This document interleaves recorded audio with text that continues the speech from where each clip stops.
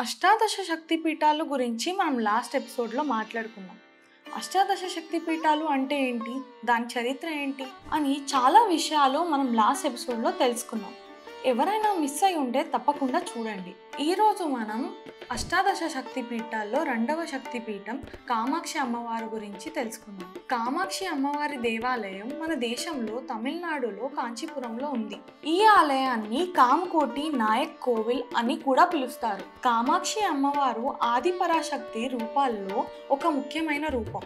ఈ ఆలయాన్ని పల్లవ రాజులు 5-6వ శతాబ్దంలో నిర్మించారు అని చెప్తారు. అంతేకాదు 14వ శతాబ్దంలో చోళులు కూడా దీని సంరక్షణ చూసుకున్నారు అని చరిత్ర చెప్తుంది. కామాక్షి అమ్మవారి బంగారు విగ్రహం కోసం ఒక చరిత్రనే చెప్తుంది.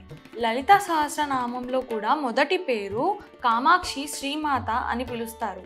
ఈ ఆలయం 5 ఎకరాలలో ఉంది. గర్భగుడిలో అమ్మవారు కూర్చునే భంగిమలో ఉంటారు. పక్కనే శివుడు ఉంటాడు.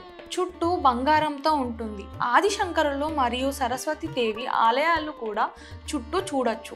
కామాక్షి దేవిని 5 రూపాల్లో పూజిస్తారు. శ్రీ కామాక్షి పరాభట్టరిక ఈమె ఆలయం ప్రధాన దేవత. తపకామాక్షి ప్రధాన విగ్రహానికి కుడివైపు మనం చూడవచ్చు.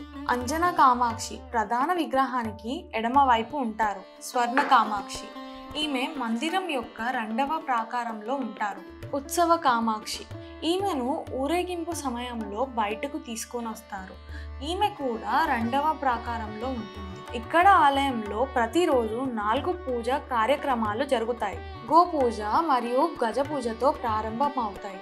ఈమెను బాలా త్రిపుర సుందరి అని కూడా పిలుస్తారు.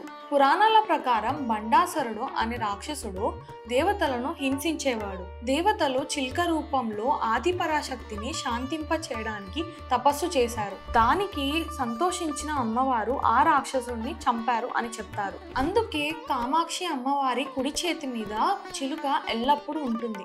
ఆది శంకరాచార్యులు ప్రస్తుతం ఉన్న శ్రీచక్రాన్ని అక్కడ ప్రతిష్ఠించారు. ఇది కంచి కామాక్షి అమ్మవారి స్థల పురాణం.